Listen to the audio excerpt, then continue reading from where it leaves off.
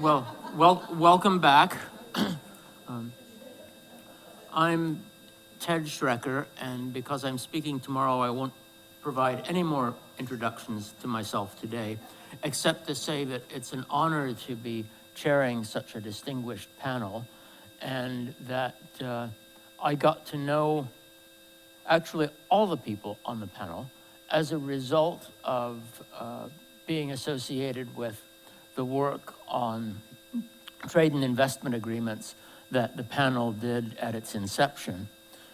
One of the products of which is the diagram that you see behind you on the screen, which is, we thought, a rather useful heuristic for working through the potential implications for health, both positive and negative, because we have to be agnostic about these things, of trade and investment agreements.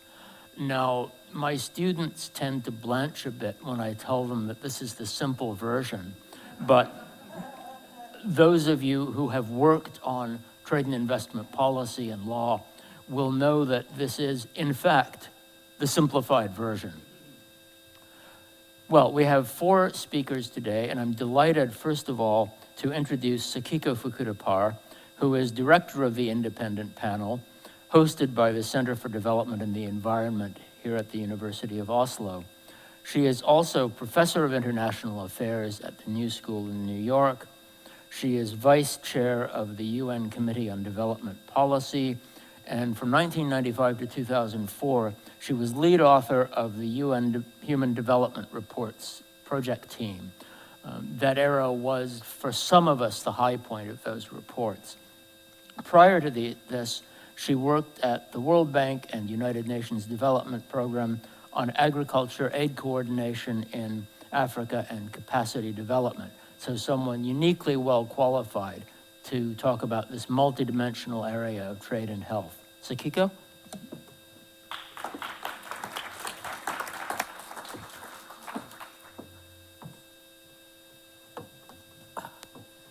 Thank you very much.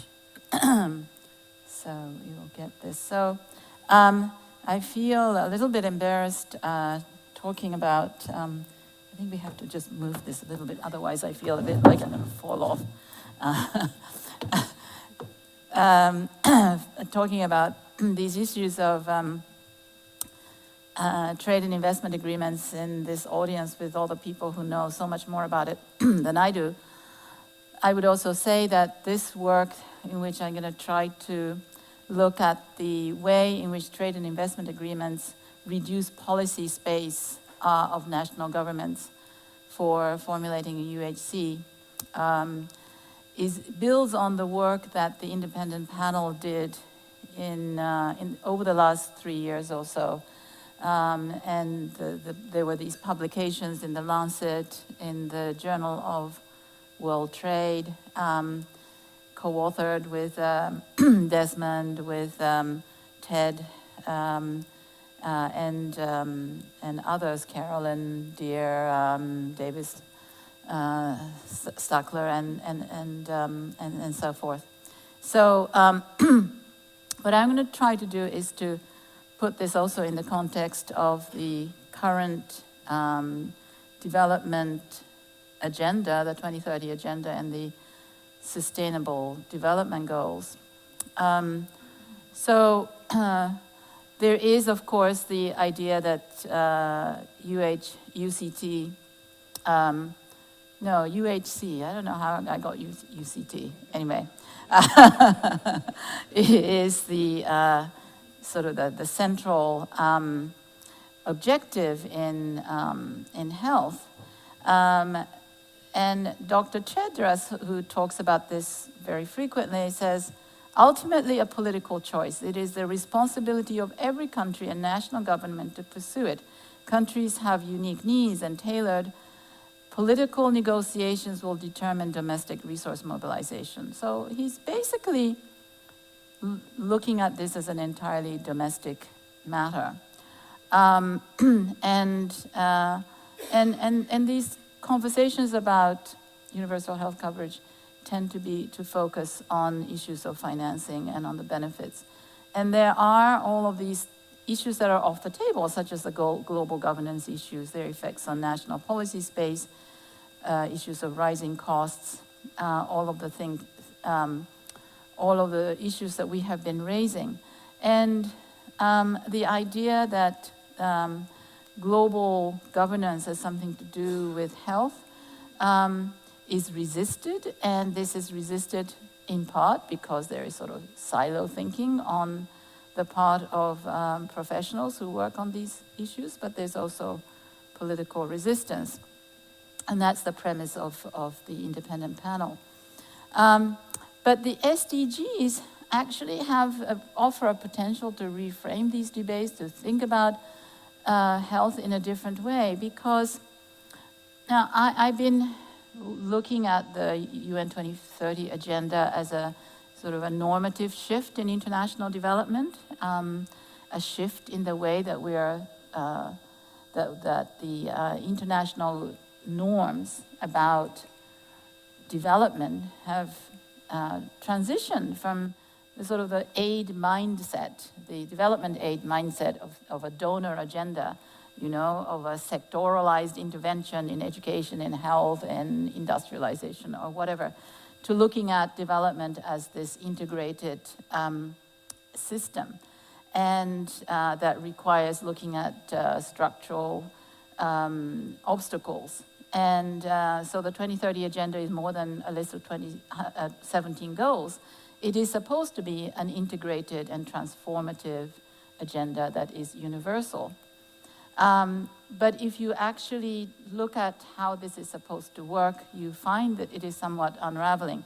Nonetheless, the narrative of development as sustainable development, as an integrated agenda in which these different sectoral objectives are synergistically pursued, is centrally in the idea of the UN 2030 agenda and the SDGs. Of course, the SDGs include a very important target for universal health coverage, including issues like access to essential medicines and promoting research and innovation.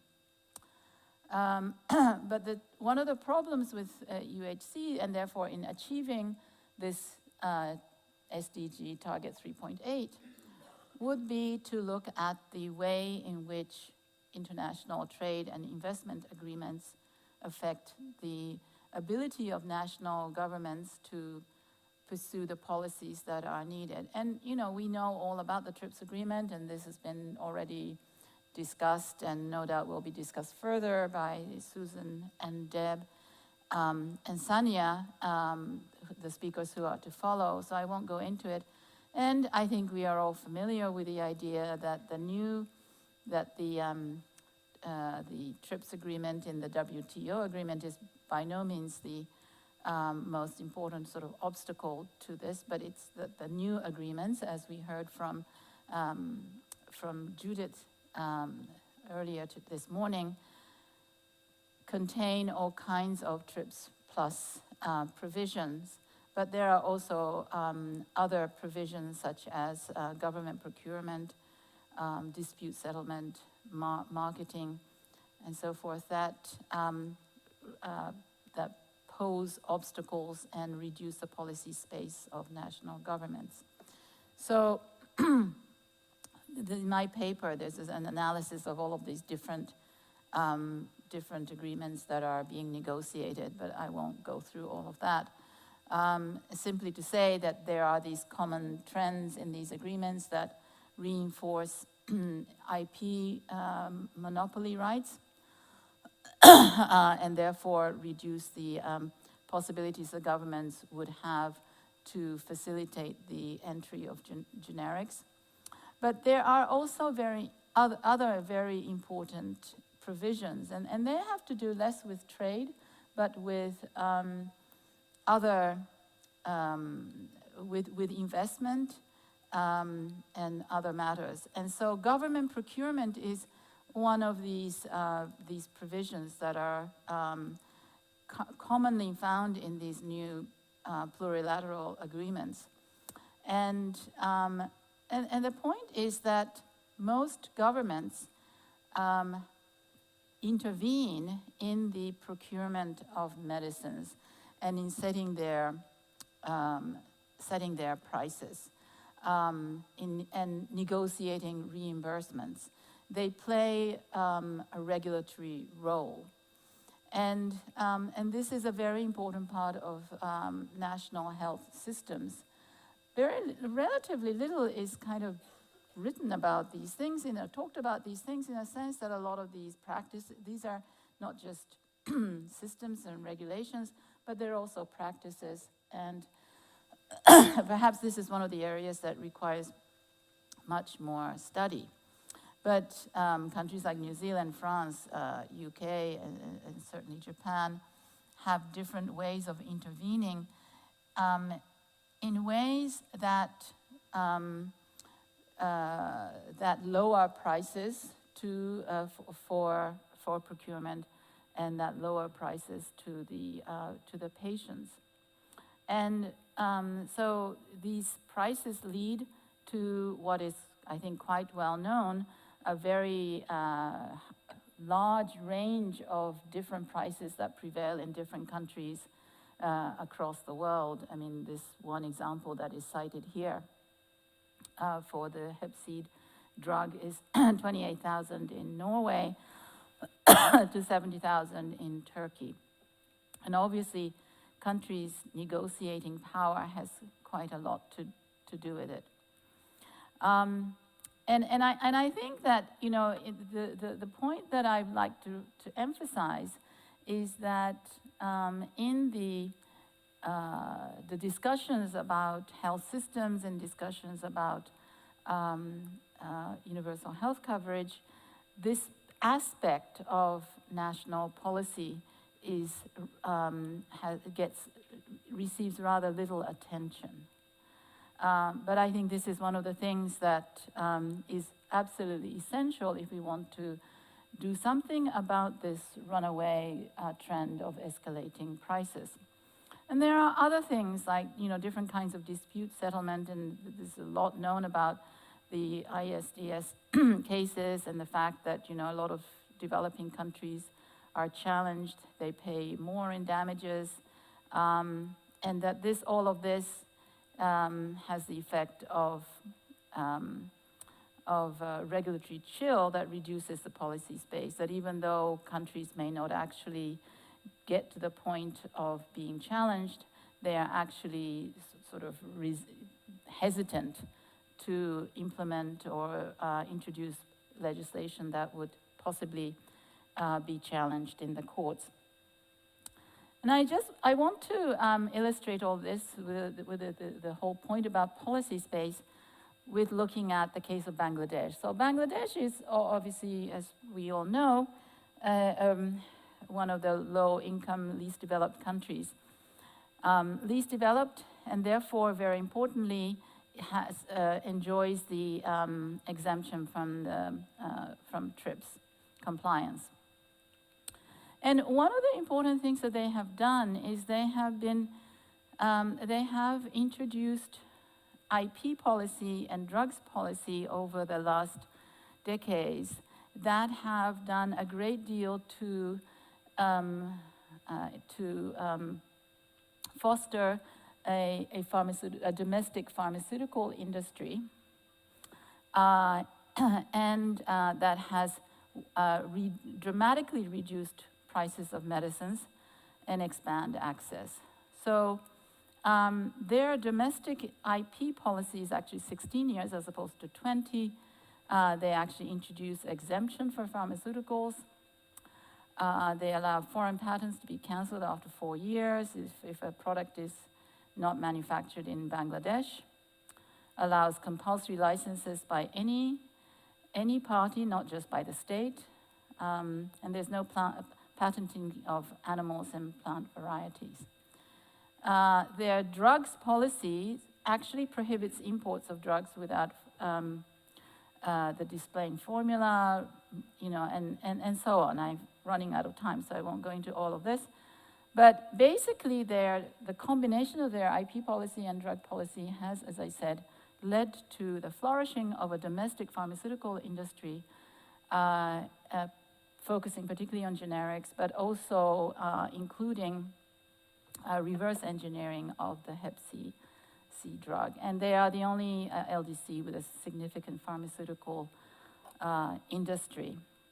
But if they were to sign on to one of the modern 21st century trade and investment agreements, and as they are actually also graduating from the LDC status, they are likely to lose a lot of these advantages. They would have to change their domestic IP law to be TRIPS compliant.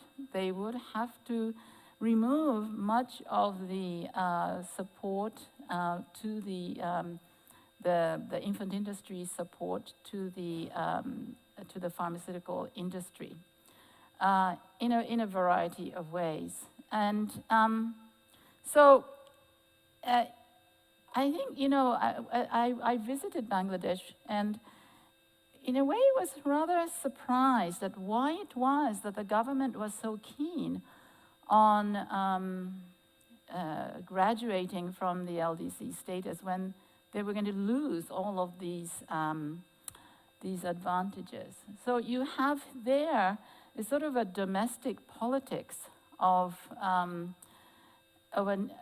whatever there was that would mean that graduating from LDC status would be considered to be a triumph.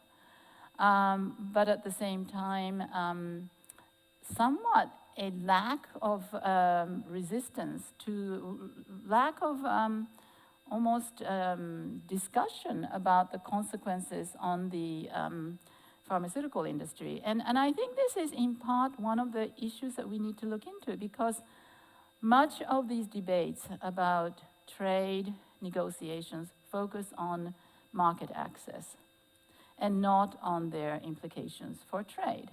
So all of the discussion about graduation from the LDC status was about implications for market access and whether that would be affected, but never about IP. And I don't understand why that is. So there is need for much more research, domestic debate about the policy consequences on health of different kinds of trade agreements. And the second thing I want to highlight before I'm kicked off this podium is that the SDG agenda purportedly is an integrated one in which you have these objectives for access to medicine, innovation, and universal health coverage.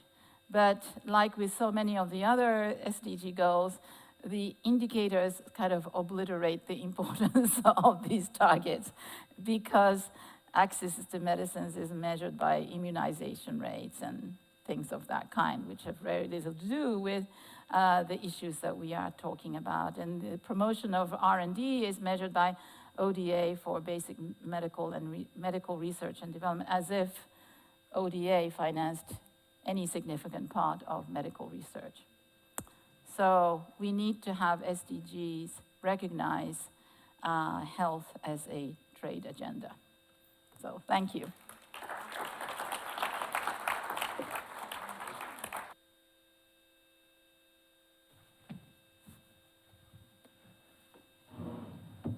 Right. Well, I am now pleased to welcome Susan Sell, who is professor at the School of Regulation and Global Governance, College of Asia and the Pacific, the Australian National University, and professor emeritus of political science and international affairs at George Washington University, although I think you'll agree with me that she does not look old enough to be a professor emeritus anywhere. She is the author of numerous books and articles on the politics of intellectual property and global governance, but first became known to many of us for writing in the early 2000s about the TRIPS process as one in which 12 corporations made public law for the world. Susan?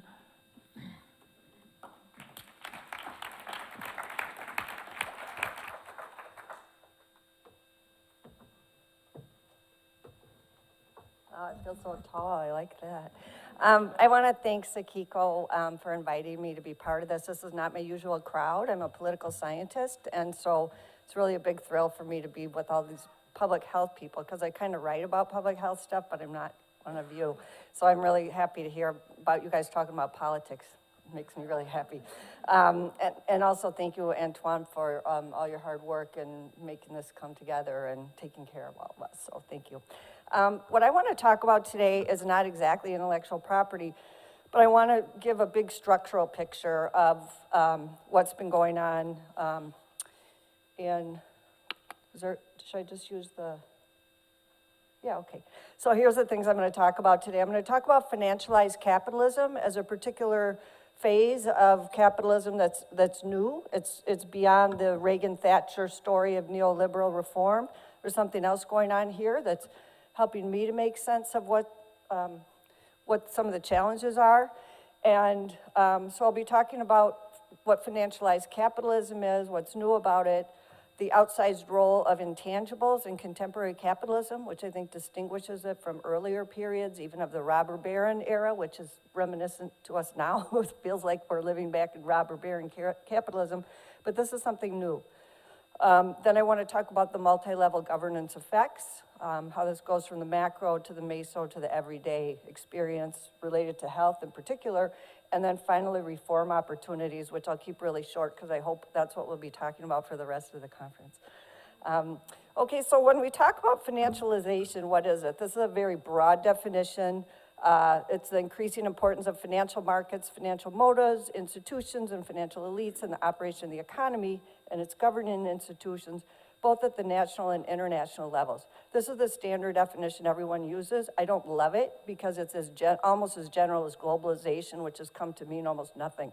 So I think a better definition comes from Krippner, which refers to a pattern of accumulation where profit-making occurs increasingly through financial channels rather than the production of goods or trade and commodity production. So it's a different kind of capitalism, and I think the Krippner definition is better, but this is the one you'll see if you Google financialization. This is the one that everyone seems to be using, but I don't like it, but I felt I had to use it. So the date of, when do we date financialized capitalism? There's certainly a lot of things built up to it, a cumulative process, but really from the collapse of the dot-com bubble in the early 2000s, and the subprime mortgage crisis of 2008, scholars really started to say, something's really different now. There's something different about capitalism.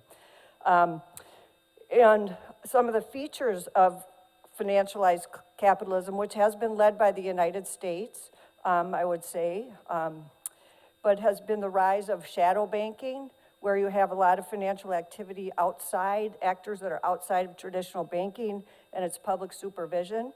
These are hedge funds, money market accounts. We've seen securitization, the creation of new financial instruments like the collateralized debt obligations that slice people's house mortgages into many tiny little pieces. And then as a result, when the collapse happened, no one knew what the market value was. It was non-transparent. It was very obscure. There's been a big increase in speculation, and what we're finding now is the financialization of everything. So there's a perception of, or a norm of limitless gain and the growth imperative, which colors the financial sector. But the financialization of everything refers to CAT bonds, which are bonds you can invest in for catastrophic risk around climate. Now the World Bank has a pandemic emergency finance facility, so you can finance in Ebola. So they're creating financial products and things that have never been swallowed up in that world, and that's a big change. And so there's nothing inevitable here about financialized capitalism. It's a result of intended and unintended consequences of human action. Self-interested agents made choices, and decisions in their self-interest. They had the power and the money to make these choices and make the choice for others as well. And we're living with the consequences of that not now. But since it was created by humans, I think we can undo it. That's the point there. But this search for new income streams and this relentless quest for growth and limitless gain in the financial sector has really come into conflict with social norms. And that's what I think underlies this whole conference. So what are the effects of this? Financialization, thinking about the global economy at 30,000 feet, is a big structural change, I would argue. The increase in the role of finance, of intangibles, and it's led to the economic concentration at the top. By the same token, there's been a decrease in the returns to labor and also the public provision of social goods. Household debt is way up. Consumer debt is way up.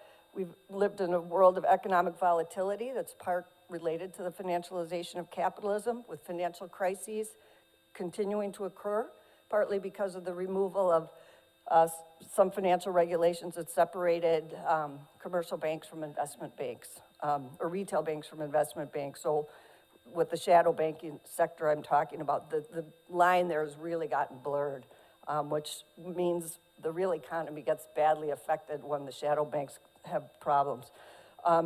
Households increasingly are integrated into the system of global finance and vulnerable to its instabilities.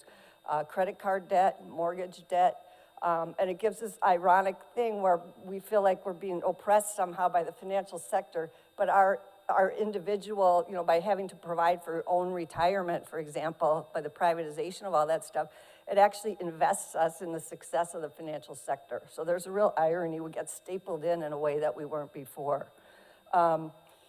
I want to talk about the outsized role of intangibles in contemporary capitalism, because I think that is probably the most distinctive feature of financialized capitalism. And I really wonder during the 80s when I was doing my dissertation and then later just doing research on the role of the private sector, and in America, everyone was saying, oh, there's no bipartisanship anymore. We can't agree across the aisle. Oh, no, not true.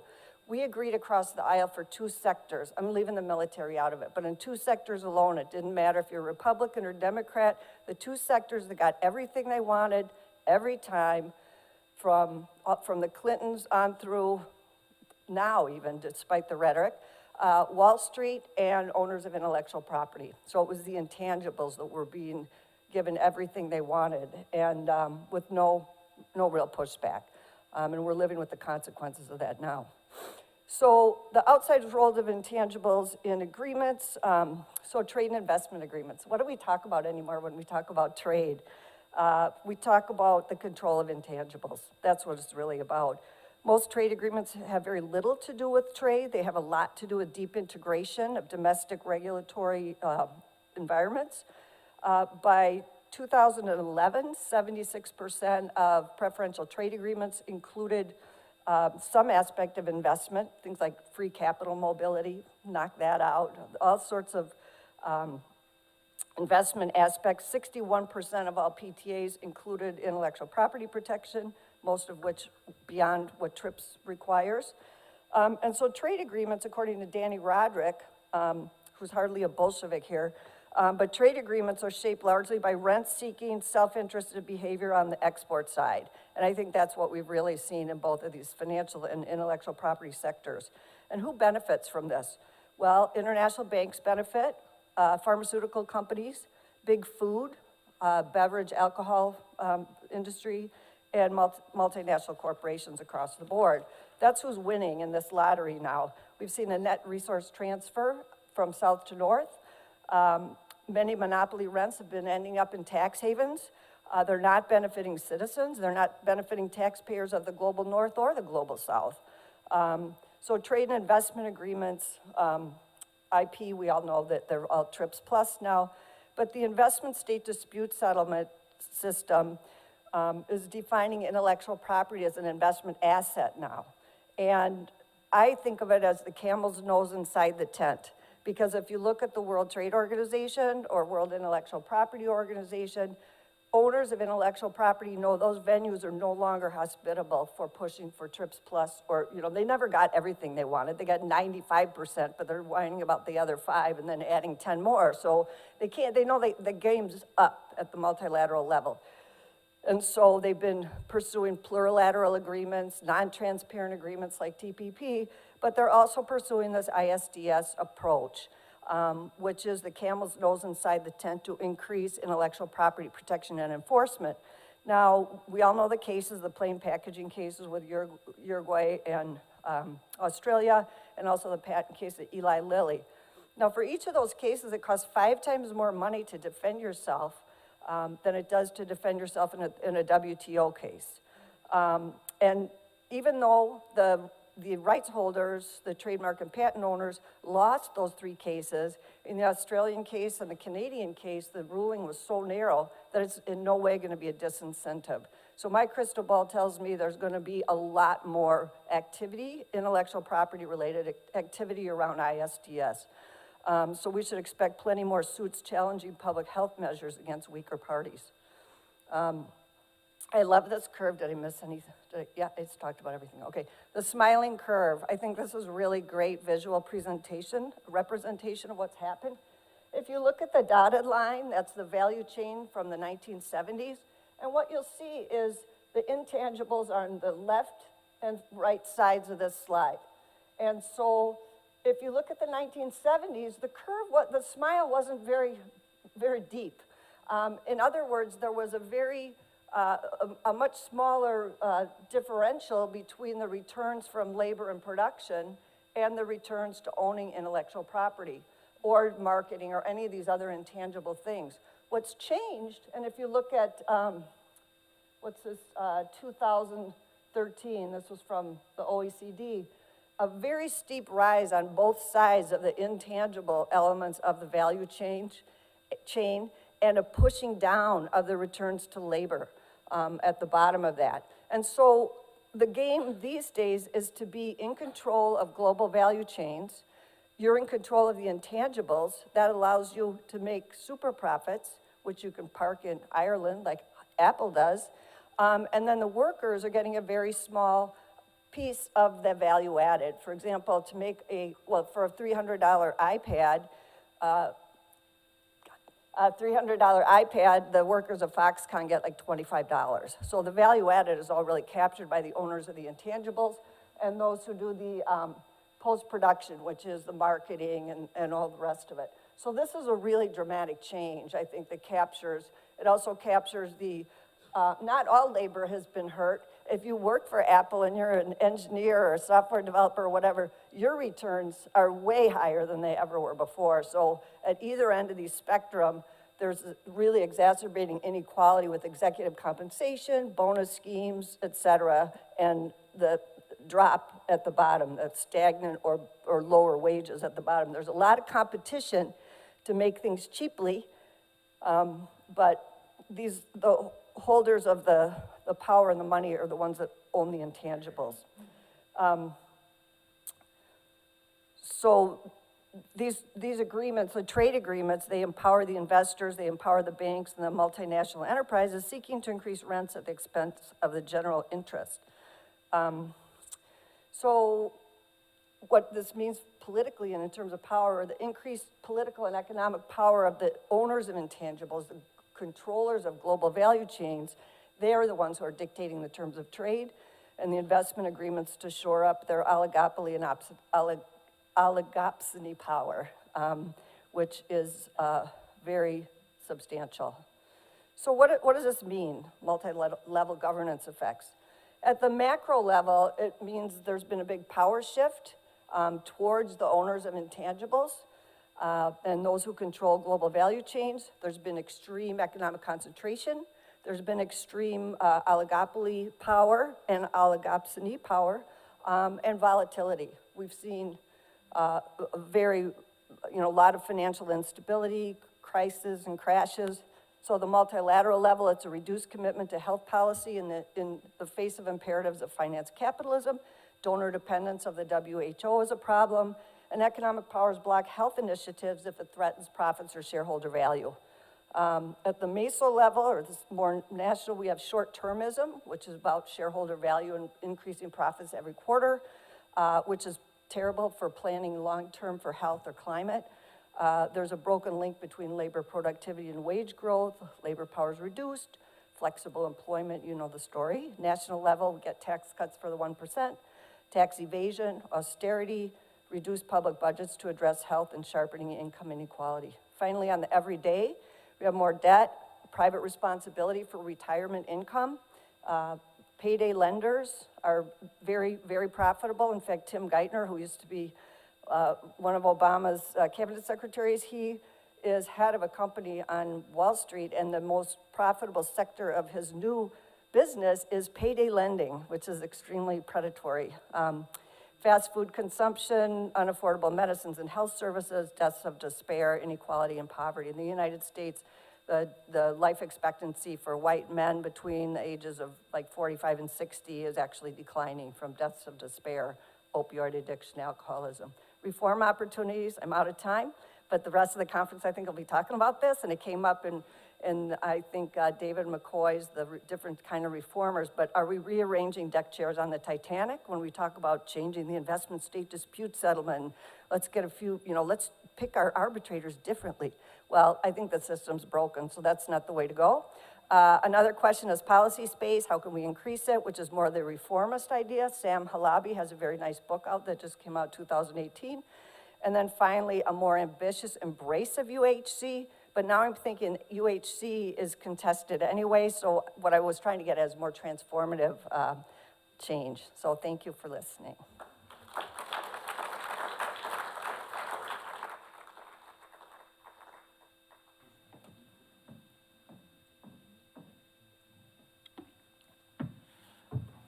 Right, our next speaker is Deb Gleeson, who is a senior lecturer at the School of Psychology and Public Health at Trobe University in Australia.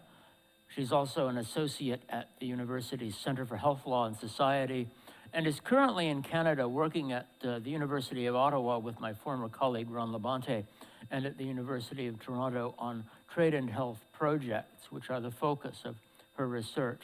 Now, she has quite a long biography here, which I won't list all of, but I will just note that she received a Public Health Association of Australia President's Award in 2015 for public health leadership on the topic. Deb?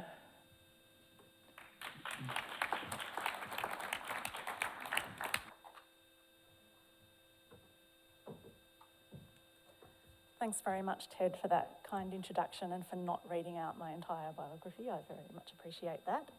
And thank you, everyone, for having me to speak this afternoon, and to the organisers for the invitation. Now, I'm going to take you on a deep dive into 4 trade agreements and the specific provisions that they contain. So I'll be building on what the other speakers in this session have already introduced, the ideas that they've already covered, but looking in a bit more detail. But because it's after lunch and it's still quite a long time until your next coffee, I just want you to keep in mind my key message, which is that we're seeing an expanding array of provisions being included in contemporary trade and investment agreements that encroach on pharmaceutical policy in unprecedented ways. This is happening at a time when even wealthy countries are struggling to contain the costs of pharmaceuticals. We're seeing escalating costs as new drugs come onto the market. And the impact on access to medicines of some of these provisions that we're seeing in trade agreements is unknown or difficult to predict. We need more research in this area. Doing research in this area is very difficult and complex, but we need a better evidence base to inform negotiations and to challenge areas where there are negative impacts on access to medicines. So what I'm presenting today is preliminary work on a project that I'm doing at the University of Toronto, particularly with the colleagues mentioned on this screen. Okay. So I'm going to start by examining the provisions in contemporary trade agreements that have implications for pharmaceutical policy and access to medicines, looking specifically at 4 contemporary trade agreements. I'll then look in detail at the pathways through which they can affect pharmaceutical policy and access to medicines, touch briefly on some of the methods that are available to study these trade agreements, and look at some of the methodological challenges that researchers need to come to grips with. And I'll finish with a few recommendations. So we're going to focus on 4 major recently concluded trade agreements for which there are legal texts available. So these are not the only important trade agreements at the moment. One that's very important that's not on this list is the Regional Comprehensive Economic Partnership, or RCEP as it's commonly known, which includes 16 countries in the Asia-Pacific region. We don't have texts yet because that's still being negotiated. A lot of the same issues that I'll be talking about in relation to the other 4 agreements are coming up in that agreement as well. So what we will talk about is firstly the Trans-Pacific Partnership Agreement, which, as you all know, was negotiated by 12 countries, but then fell over when the US withdrew after the election of Donald Trump. And then the renamed Comprehensive and Progressive Agreement for Trans-Pacific Partnership, the CPTPP, or TPP-11. I'm going to refer to it as the TPP-11 from now on because I don't like using the word progressive in the same breath. So this incorporates the majority of the TPP rules. I'm about to fall off the step. But certain provisions are suspended, including a number of provisions, intellectual property provisions that are important for access to medicines. So I'll get to that in a few minutes. Between when I wrote this presentation and getting up here today, the TPP has actually been ratified by Australia as the 6th country, which means that it's actually going to come into force in December this year, the 30th of December this year, for the first 6 countries to ratify it, and then other countries will join in as they finish their ratification processes. As a counterpoint to the TPP, we've got the Comprehensive and Economic Trade Agreement, or CETA, between the EU and Canada, which provisionally entered into force in September 2017. And the very new, unimaginatively named United States-Mexico-Canada Agreement, or USMCA, which has just completed, and I've been looking at the text of that because I'm in Canada at the moment with colleagues. So looking at these 4 agreements, plus others that are not explicitly included in this picture, we've got 8 areas where the provisions of these agreements are potentially going to impact on access to medicines. So really the most important one of these is intellectual property protections, which we've heard a bit about already, and I'll take you through some of the details of those in a few moments. Also investment protection, and particularly investor-state dispute settlement, which Susan has just told us a little bit about. Procedural requirements for pharmaceutical pricing and reimbursement programs. We're seeing new requirements, very new, around restrictions on regulation sorry, I'm getting ahead of myself here. We're seeing restrictions on regulation of pharmaceutical marketing and new requirements around the assessment of safety and efficacy. One area where trade agreements may have a positive impact is reducing or eliminating tariffs on pharmaceuticals. Most countries have already removed tariffs on pharmaceuticals, but some still have them, so there is an area for potential gain there. And we're seeing new disciplines applying to government procurement and also to state-owned enterprises and designated monopolies, which may include state-owned pharmaceutical companies. So I'm sorry to do this to you after lunch, but I do want you to keep the big picture in mind. So this is just looking at the types of provisions that I've just mentioned and where they're popping up in these trade agreements. So as you can see, the TPP has a significant number of areas where that can impact on pharmaceutical policies. The CPTPP it suspends some of the intellectual property provisions and also the procedural requirements for pharmaceutical pricing and reimbursement, but otherwise it incorporates the TPP provisions in the other areas. CETA is a little bit more light-handed in most areas, except for one, which I'll go into in a little bit more detail later. And the USMCA is very, very closely modelled on the TPP and is worse in some areas. Okay, so let's have a look at the intellectual property provisions in these trade agreements. So since the WTO TRIPS agreement came into force in 1995, setting in place a minimum standard for intellectual property protection, we've seen it being extended and expanded through a variety of trade agreements, as I think Sakiko mentioned earlier on, particularly involving the EU, the US and the EU. So some of the TRIPS Plus provisions that we're seeing in contemporary trade agreements are patents for new uses, new methods of using, and new processes of using existing drugs. So this encourages evergreening. It keeps drugs under patent for a much longer period of time.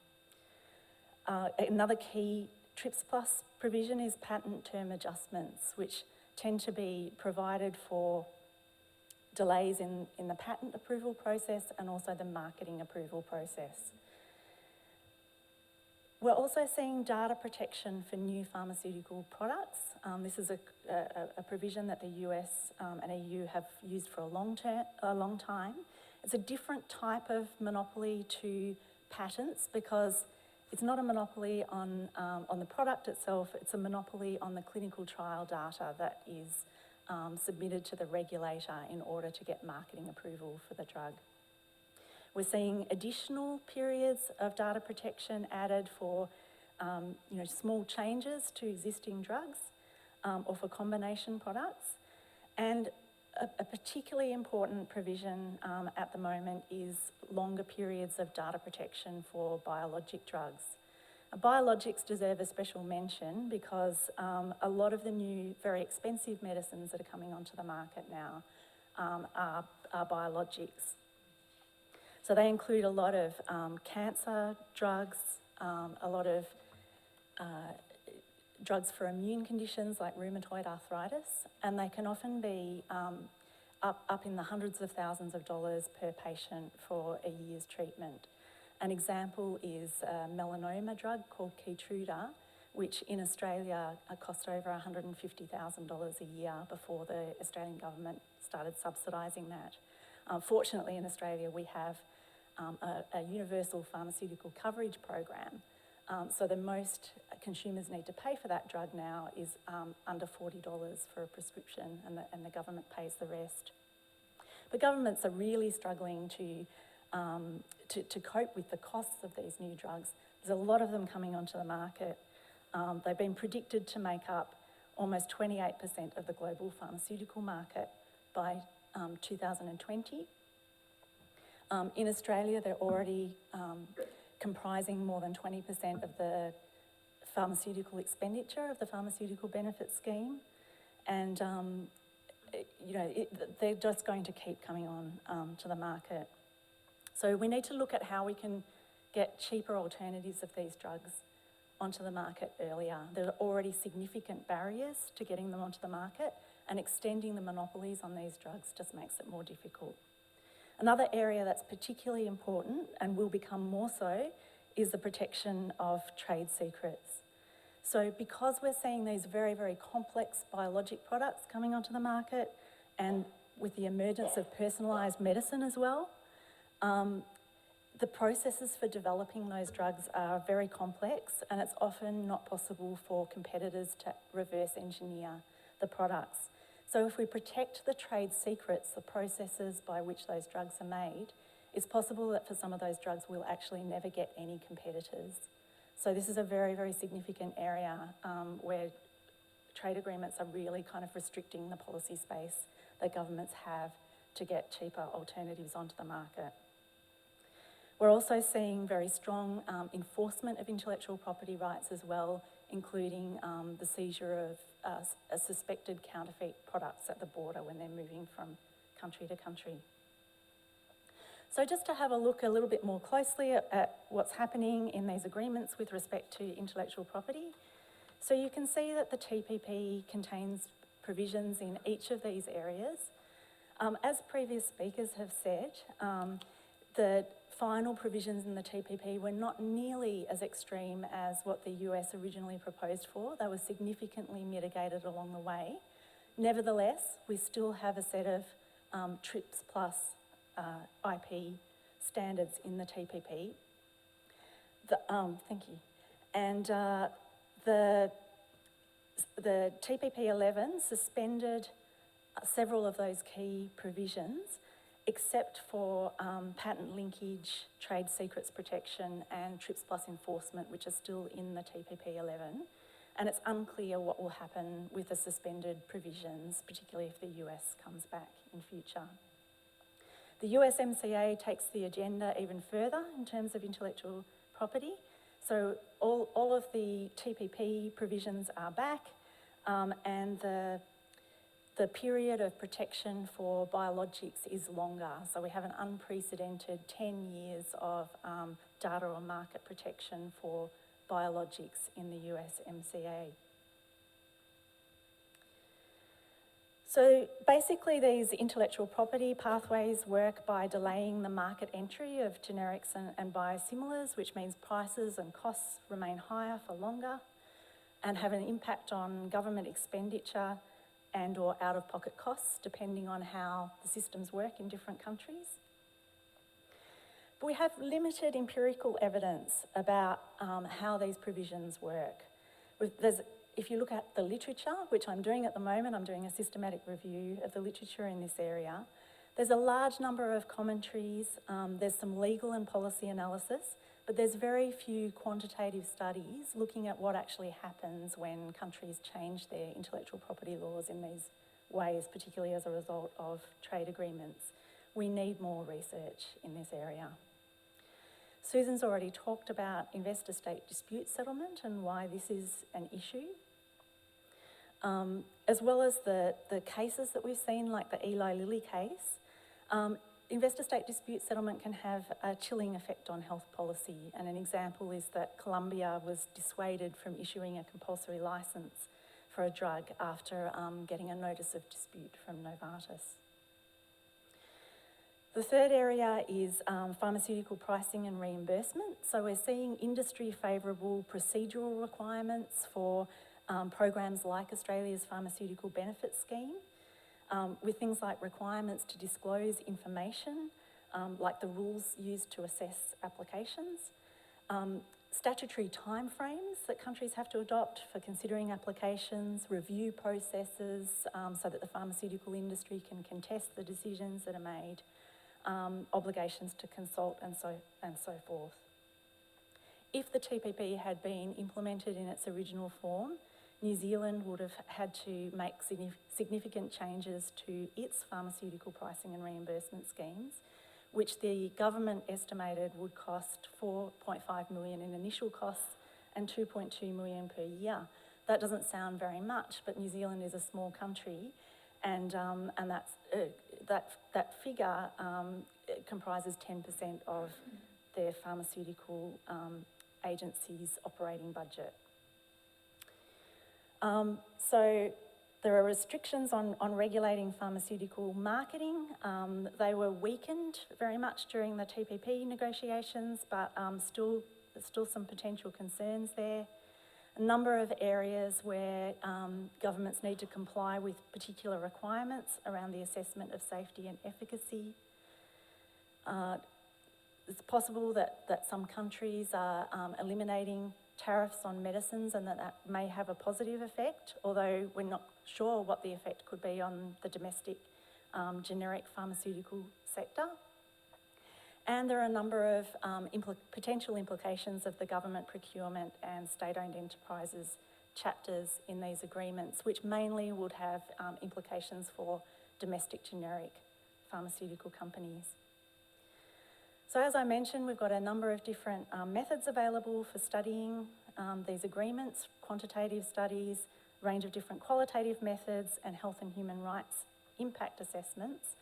But there are a lot of challenges around establishing causality, getting the right data, choosing the right assumptions in this sort of research, and also around generalising both methods and findings. Country contexts are really different.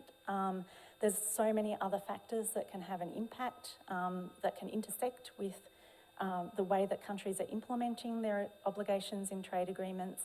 Every text is different. It's very difficult to come up with methods that will work in lots of different contexts. So just to conclude, we've got this expanding array of ways that trade and investment agreements can impact in these areas, both in terms of intellectual property and areas that are not associated with intellectual property. We need more research, lots of challenges, and so far, this is preliminary work, but so far, the sorts of recommendations that we're making are around doing this sort of research in interdisciplinary teams, triangulating different methods, very carefully thinking through all of the aspects of research design and choosing the right data and outcome measures. Sorry for going over time. Thank you.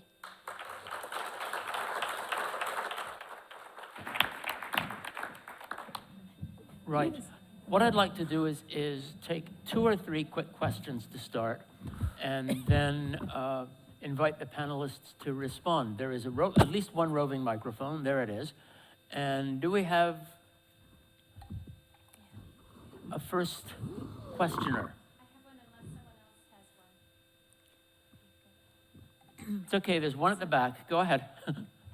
So, as Susan was speaking about the power hidden and very patent of financial capital and financialized capitalism, I was thinking about the Norwegian sea monster, the kraken, that lives off the coast and has these squid-like tentacles that infiltrate every part of life and society.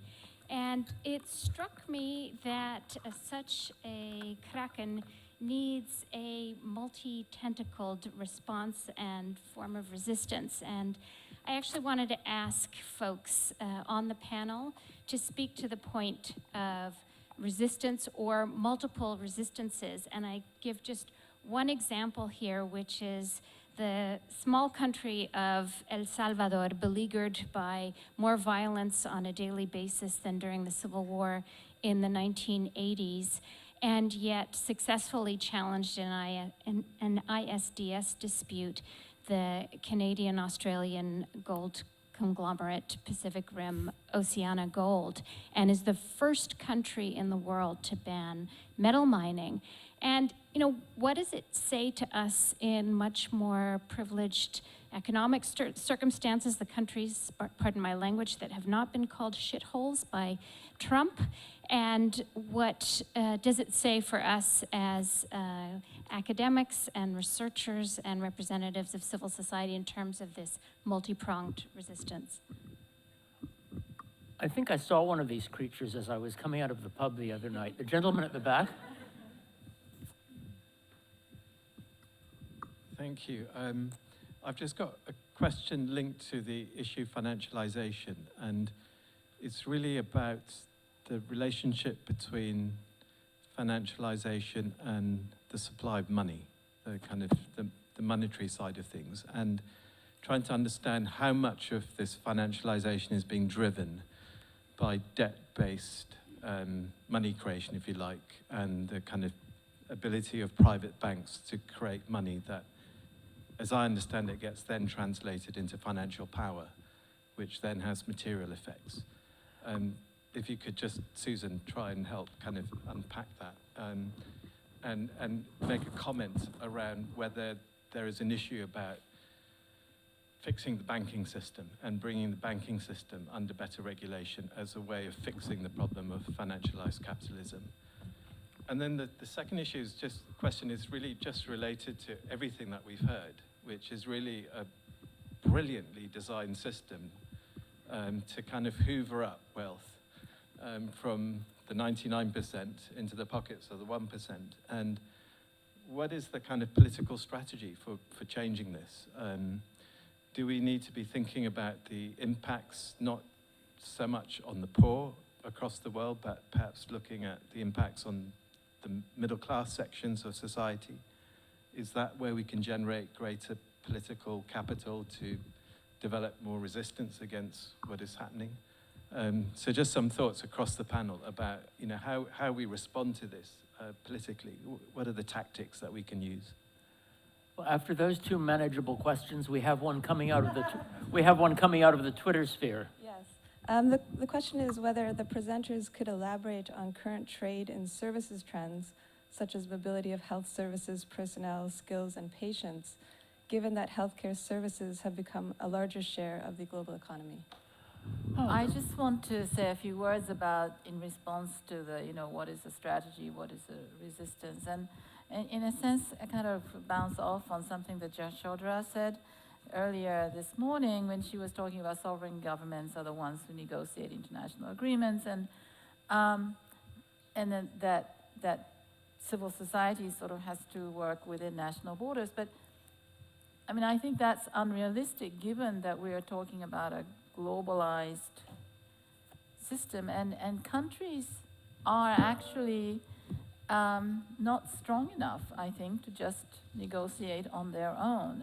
And I think everything I see as making progress actually does involve a very hefty mobilization of civil society. So civil society is just tremendously important, and I think one of the most critical issues is what we also heard earlier this morning, that something called civil society is increasingly financed by corporations, and that the independent civil society is sort of reducing in scope and getting less and less funding.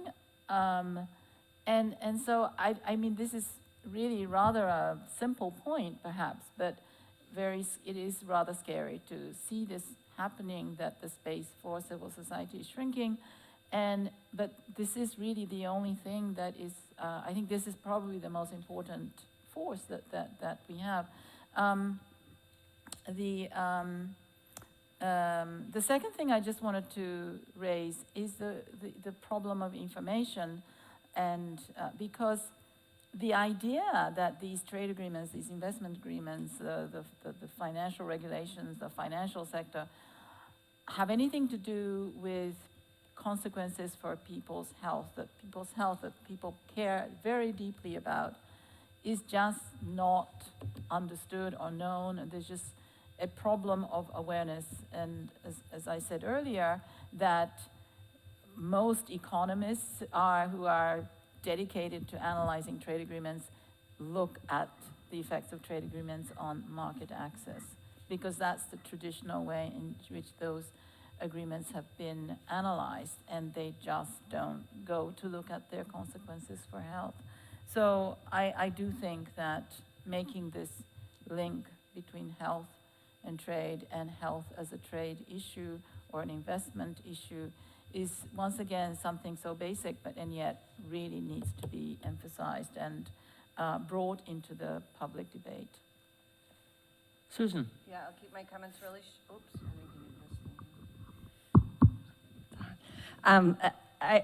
Great comments, great questions. Yeah, we need a multi-tentacled resistance, that's for sure. Like, that's what I was trying to get at with the whole macro, meso, and everybody has to pick where they think they can be most effective. I know Lawrence Lessig, who's a prominent scholar of intellectual property, he was studying intellectual property and the power of those lobbyists, and he decided the key thing to focus on is campaign finance reform in the United States. And you saw an earlier slide how much money pharma gives to, the Pfizer gives to the House and Senate candidates. But the more I've been really reading about financialized capitalism, I think financial reform is probably even more fundamental than that, and that would involve making banking boring again, which, to really put a ring fence around banks that, were low risk, and, if you want to buy a house, you have to have some collateral or prove that you can, low risk, and then you have federal deposit insurance and all that.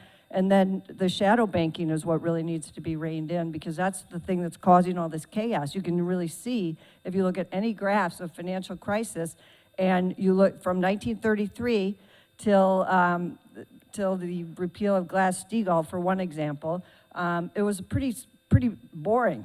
And then once you started radically deregulating and expansion of the shadow banking and new financial instruments, you see this crazy, very damaging volatility. So I think that's a big factor. I think the middle class has a really important role to play because they tend to have more political power.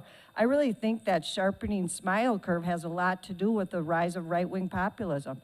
People feel like there's only some people that are winning now and we're losing. And I think the challenge is to really advocate for positive change that will, let humans regain some kind of control over what some people would call globalization, but I think it's really this financialization is more steep, sort of to lobby, to advocate for financial reform, to advocate for more funding for healthcare, and to expose as much of these connections, as Sakiko's pointing out, and make people see, make this all legible to people. I think that's kind of our role, to help them to be horrified like we are. So that's I guess. And I'm not an economist, so I can't help you on the creation of money that you were suggesting in the back, but we're also in a very weird time economically where there's this unbelievable debt overhang, and at the same time is a huge savings glut and the rise of sovereign wealth funds, especially after the Asian crisis. And that imbalance is not sustainable, so that's another thing to watch. But economists know a lot more about it than I do, and I'd recommend the work of Jean Tirole, who has a book, Economics for the Common Good. He's a heterodox economist from France who won the Nobel Prize in 2014. But I'd recommend his work. He's thinking deeply about this stuff. I'll just make a couple of quick comments about the issue of political strategy and also the trends in trade in services. With political strategy, I think that grassroots campaigns play a really, really important role, as Judith was telling us about earlier this morning in relation to the TPP.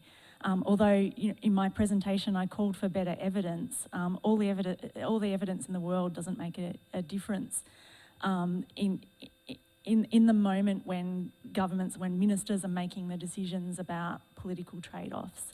And that's where, widespread grassroots movements play a really, really important role in terms of making some choices politically acceptable and some choices unacceptable.